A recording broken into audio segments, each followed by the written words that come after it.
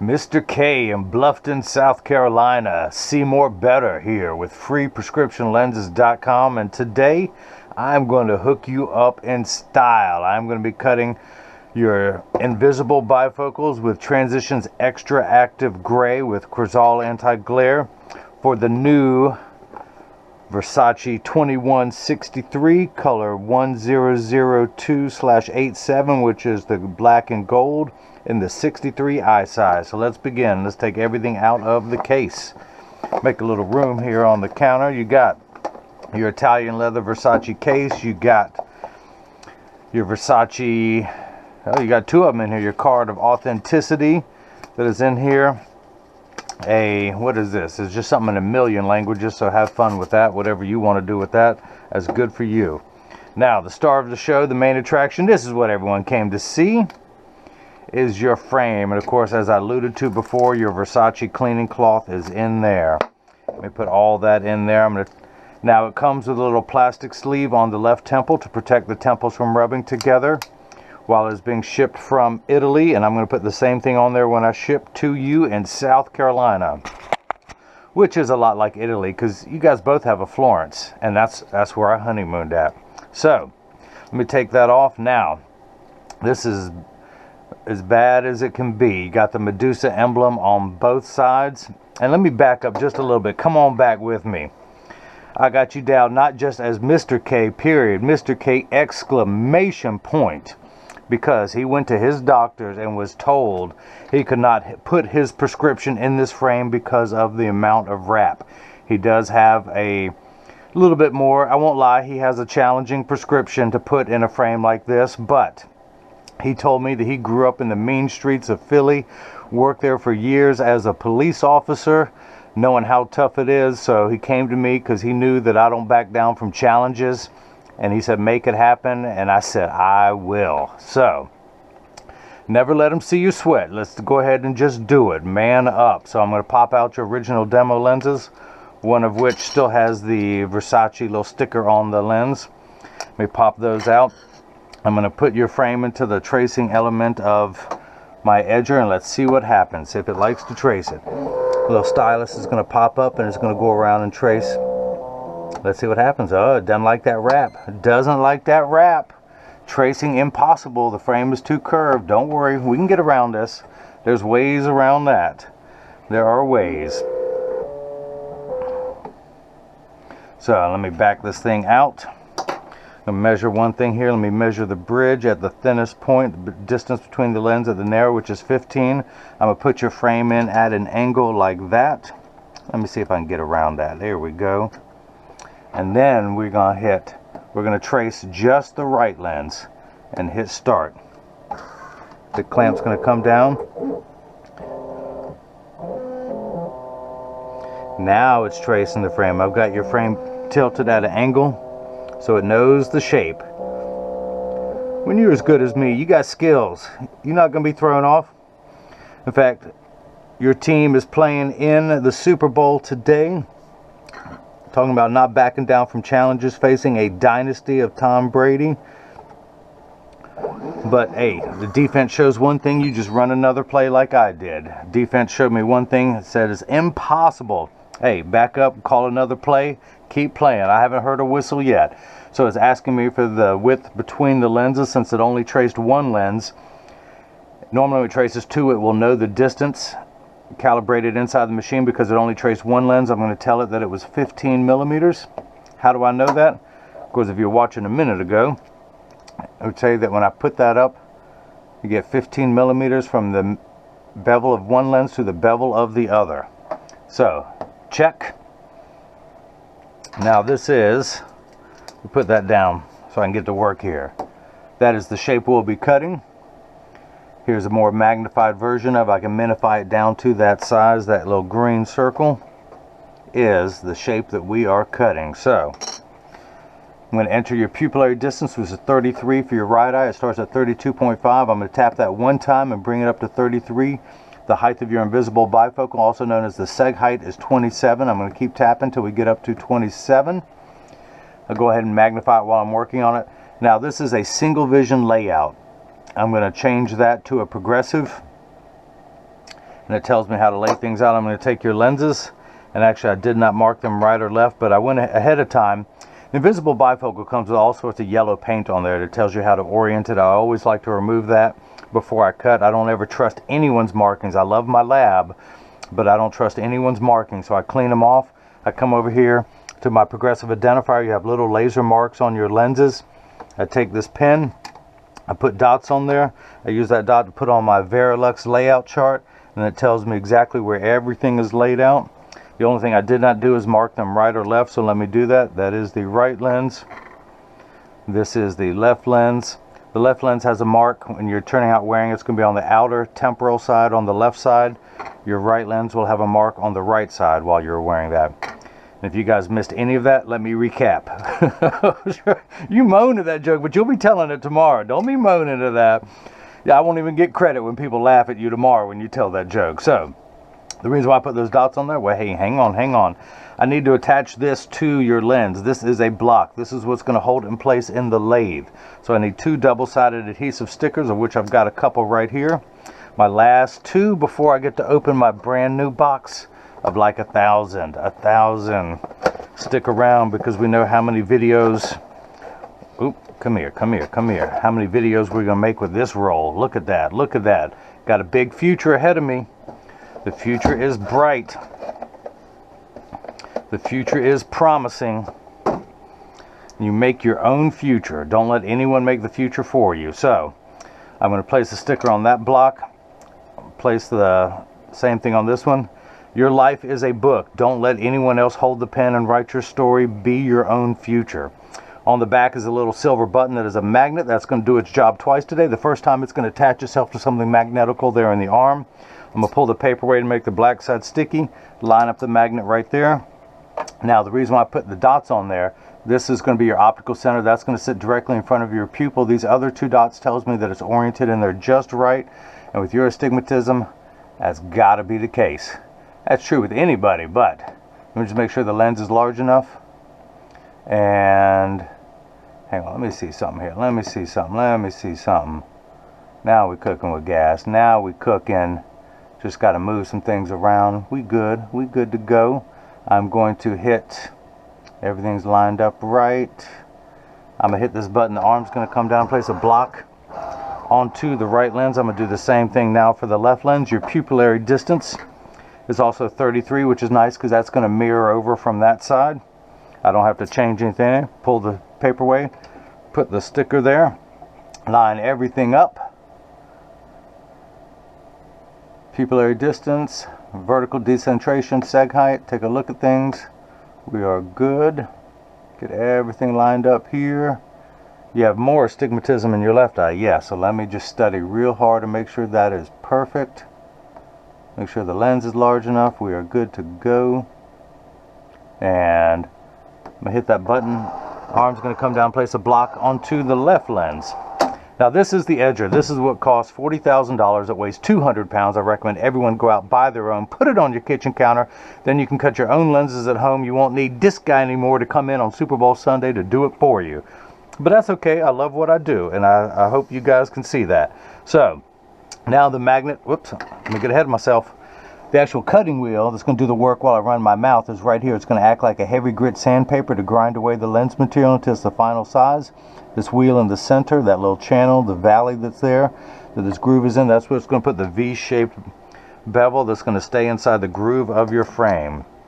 Now the other thing, oops, I'm grabbing the left lens. So now the magnet is going to do its job twice. It's going to attach itself to something magnetical there in the chuck, or as I like to call it, the Charles, because I don't know this machine well enough to call it Chuck. I'm going to wake up the computer, and you can be telling that joke tomorrow too. Don't even act like you won't. That is the shape of the lens we'll be cutting, as you can see. Now, I'm not going to polish the edge of your lenses because I would never do that on sunglasses. I'm actually not even going to put a bevel on the rear surface of your lens.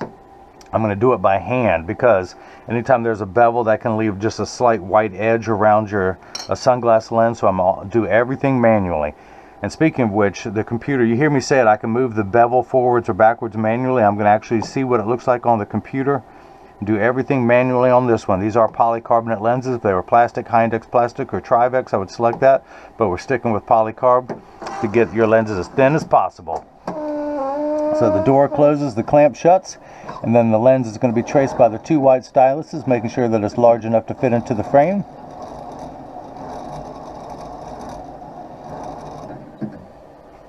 And it did not do it a second time because it's waiting on me, so I want to see the actual edge thickness there.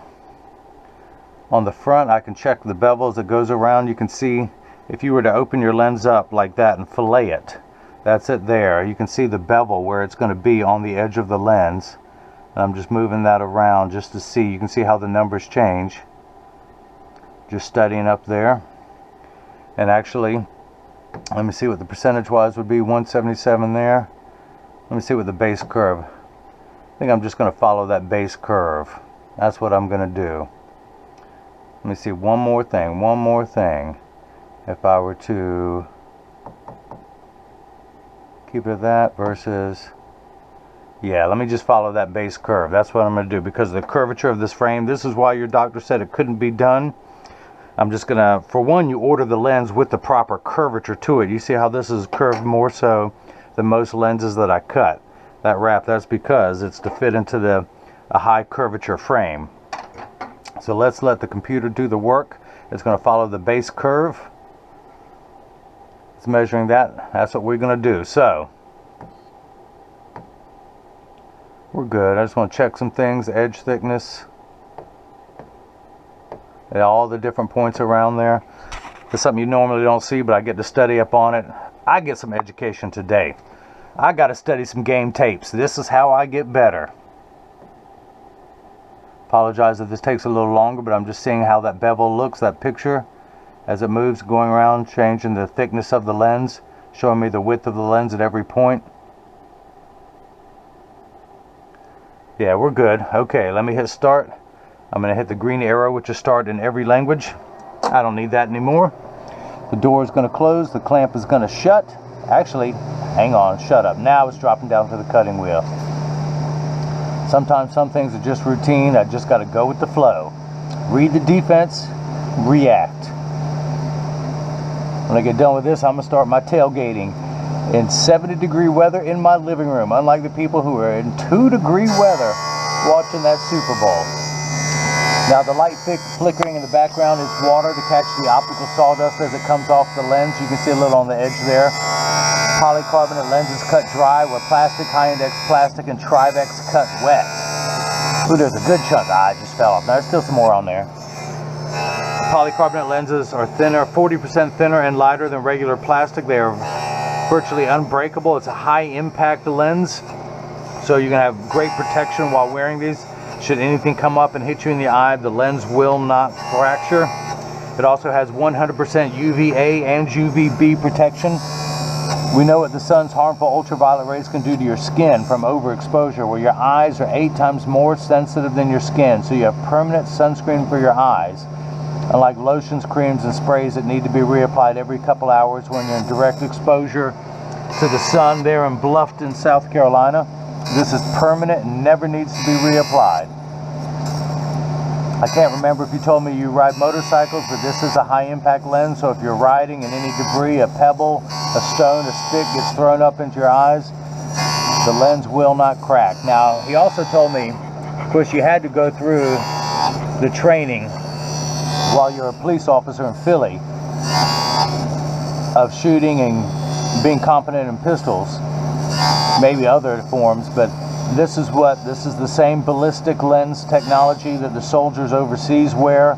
So anyone who does any shooting, be safe and wear polycarbonate lenses. Always wear eye protection when shooting. You just never know when the recoil of a gun, the cartridge, the empty shell is going to kick back, be very hot and hit you in the eye, just like a red hot poker. Can't have that happen. Now, if you notice, your lens is completely flat all the way around, just like a nickel. If I were to take it out now, it would stand up on the counter on its own. But now it's getting the V-shaped bevel, so it fits inside the bevel of the frame. That lens got some curve. Yeah, it's nice. I've got the chance to talk to Mr. K, Officer K. Hey, you sound like you're a Men in Black. Come on, K. Yeah. This is Agent SB for Seymour Beta. So water has begun to spray onto the lens, which tells me it's in the last 20 seconds of the cutting cycle. In just a moment, we'll take it out and we'll see if it fits into the frame first time around. But as I was saying, I got a chance to talk to him a little bit. Good fellow. Get to talk about some life experiences. That's the one thing. I am a people person, and in a brick and mortar you get all of that, but online you don't get a chance to interact with the people you make lenses for. So it's nice to be able to do that. And why is this bevel not as good as it should be? But that's okay. I'm gonna work with this. Ain't nothing I can't handle. Ooh, it's running along the front of that lens. That's what it is. So, as I mentioned, I'm going to come through here and put a safety bevel onto the lens.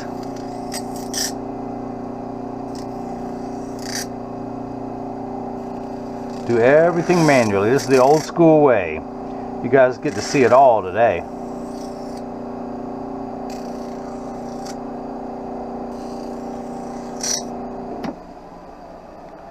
Run my thumbnail around. That optical sawdust, that is the Schwarf that I am creating.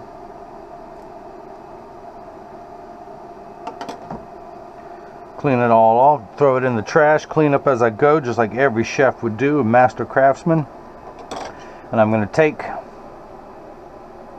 my Phillips head screwdriver, do a little lefty-loosey.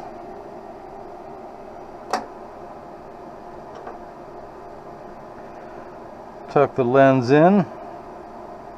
Get everything lined up. Make sure it's in there nicely in the way it's supposed to be. And then we're going to tighten it down. Before I go all the way, I just want to make sure that lip is in there perfectly. Yes, it is. Now finish tightening the lens up. Okay, we are good. Now let's go ahead and start cutting the left lens. We're going to flip that over to L. And press down and hit start. Just like before, the door is going to close, the clamp's going to shut, the lens is going to be traced by the two white styluses, making sure it's large enough to fit into the frame. And then it's going to tell me all the coordinates that it has measured for me and let me manually override. I'm going to need that stylus again. Check everything.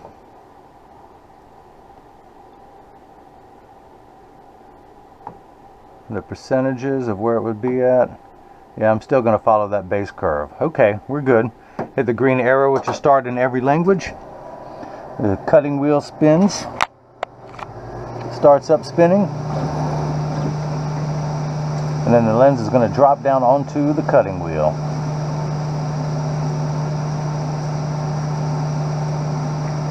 And while that does, I can go ahead and keep working on the right lens. Pop that block off. It is no longer needed. Dry that off. Continue building my artwork there. And we're going to come down here to the lensometer. Spin the axis wheel to 002. And put the, is my dot still there? It is not. So now we get to do this again. Fine, there's one there. Okay, it's just real light. Use my layout chart.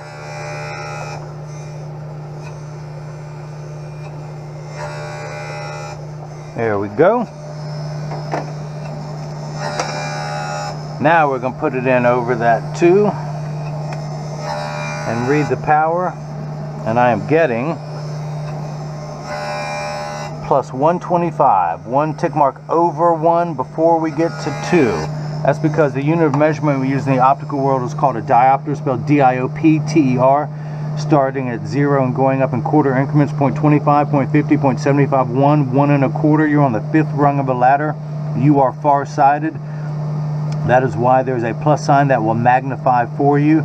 Now you have, once everything is the correct size, you have a good above average amount of astigmatism, minus 275. So when we check that, that was a plus. We went up. We're now going to go down because there's a minus sign.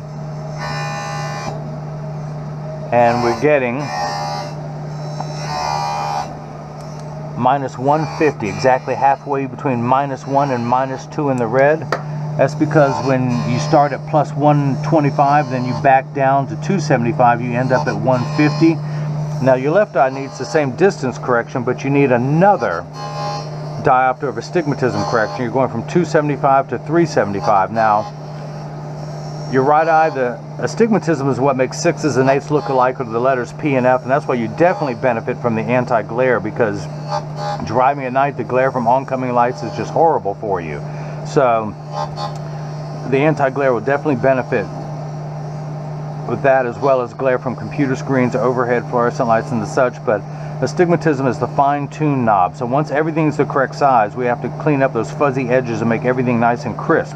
We turn that fine-tune knob to 2. Now a straight line is, turn the cap around, straight line is 0 to 90 to 180. We're going to turn that fine-tune knob to 2. And now this is unique. There's almost 2 days in a row this has happened. Your left eye, it's at 177, so we go well past the 90 to 177. So you think that 2 and 177 are different. No, you're only 2 degrees away from the 180 line here. For your left eye, you're 3 degrees away at 177, away from the 180 meridian. So that is known as normal astigmatism. When it's at angles like that, that is known as oblique astigmatism. Now in the contacts, you have with the rule, you have against the rule, but you are with the rule in this case. Where are we at? I'm going to need to bring this frame back down here too. Whoop, whoop, whoop. Slide my little mat.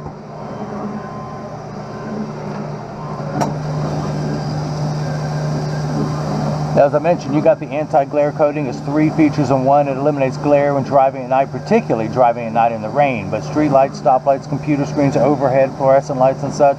It's also a reflection-free lens. So when someone's looking at you, they're not looking at themselves, they're a reflection in your glasses, so it makes for much better eye contact. If someone takes a picture with a flash, you won't see it lit up. The other nice thing is it comes with the industry's hardest scratch protection. The machine that applies the Crizal anti-glare coating costs well over $1 million and takes over 24 hours to vaporize 8 different coatings onto your lens. So because of the time and the expense, I'll come back to that later, they put the industry's hardest scratch protection on there to protect your time and investment.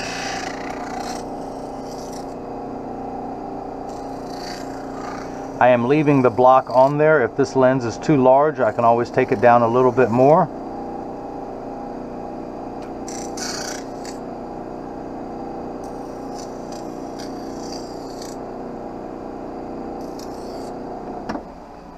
Let's go ahead and clean the edge of your lens off. Removing all the swarf.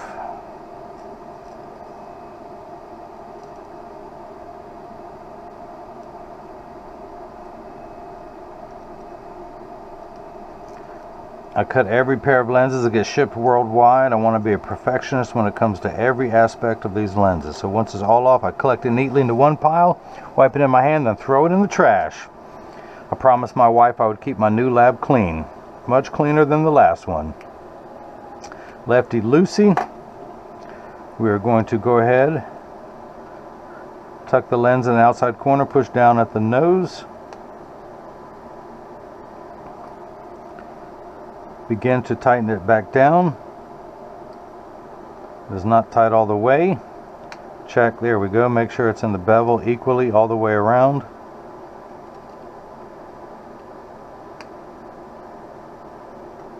Nope, I'm going to do that again. Come on, you fighting me. You fighting me. Don't prove that doctor right.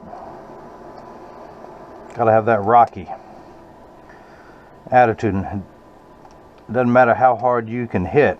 It's how hard you can get hit, fall down, and keep getting back up again. Don't let anyone tell you you can't do something. Alright, we are good. That is good. I'm going to go ahead and take this block off. Stick that on there. We're going to come down here. I got to put some dots back on here. Those got washed off while I was working on it.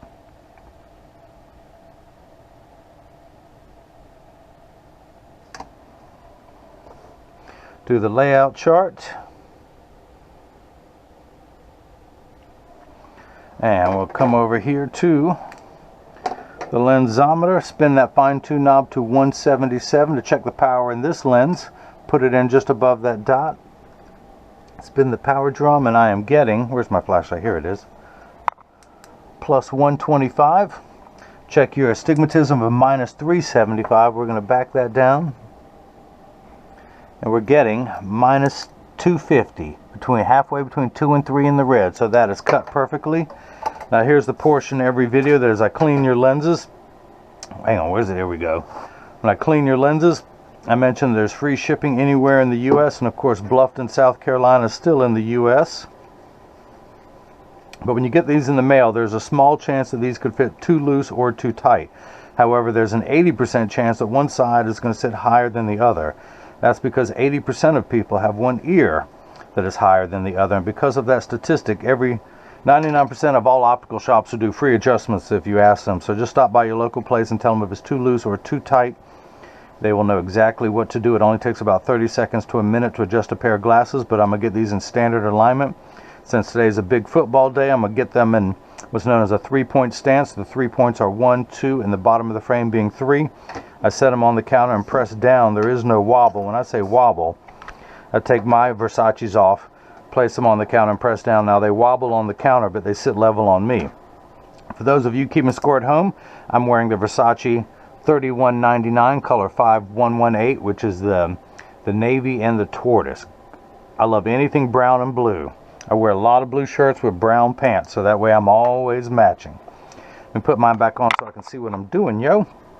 Flip that over, press down, there is no wobble. Close each temple to make sure they overlap perfectly, and they do. Look at those Medusas. So I'm going to go ahead. Now this is what your lenses look like clear. This is the Transitions XTRAactive. Here's a good example. You can see how those look like clear indoors. I have the Transition 7 in mine. So ever so slightly of a tint indoors, but these will get extra dark outside. Again, let me put mine back on so I can see. So I'm going to go ahead and expose them to a strong burst of ultraviolet light. As you can see, it takes about 30 to 45 seconds for transition lenses to darken, a little bit longer when you come back inside, 45 seconds to a minute 15.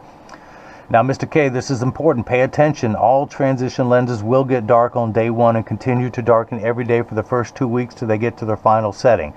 After that, they will work for years with maximum performance. The only time that Transition 7 don't work is if you're behind the windshield of a car. Your windshield absorbs all the sun's harmful ultraviolet rays that cause your dashboard to crack from sitting in the sun. That is why they won't turn dark in a car. Now, you got the Transitions XTRAactive, so they will get 30 to 50%, as they advertise on their website, dark behind a windshield.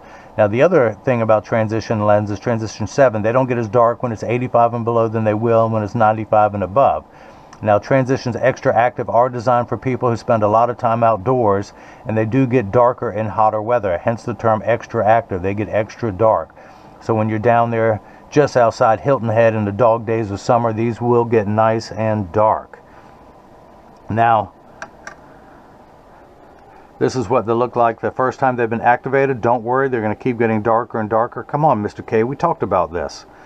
So now, the other thing we talked about is he wants to get a second pair. I'm going to set these down and show you how they return back to clear. I'm just going to put them right there, and you'll be able to see as we go. But this frame also comes in color code 100279, which is the brown and gold.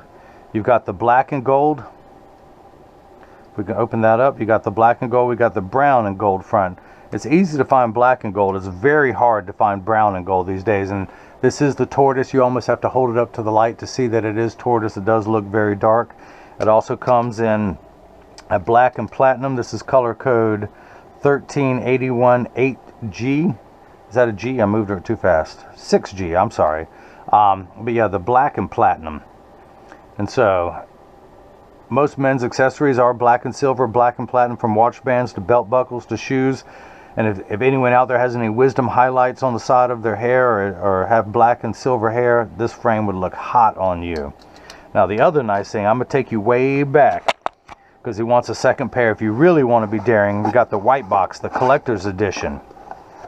We got the frame that Biggie Smalls wore in every single one of his videos. This is the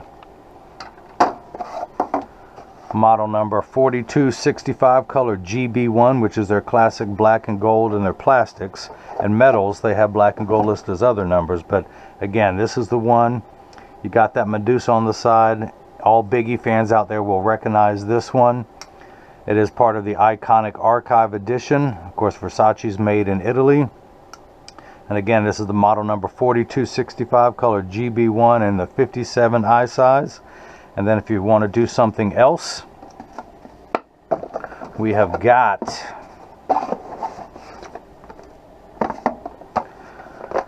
the 2150Q in color 1002, which again tells me this is a metal frame in black and gold. The plastic frames are GB1 in black and gold, and the metal frames 1002 in the 62 eye size. Anyone out there who's into leather, this will be the frame for you. Black and gold with the tricked out Medusa on there. It's got the leather over the double bar here on the bridge. Yeah, how nice is that? As you know, all Versace's are made in Italy. And again, this is the model number 2150Q, color 1002/87. After the slash is the lens color, in the 62 eye size. So, how'd that be your two pair? You want to rock those things? It's up to you. You make the call. I think you said you wanted the black and silver. I couldn't remember. Or was it the brown and gold? You wanted a second pair. I just can't remember which one you wanted, but I got them both in stock, ready to ship. So, let me clean up down here for a second. Put this back together. Everything brand new in the box. Nothing pre-worn. Nothing get shipped out of here that anyone has tried on before.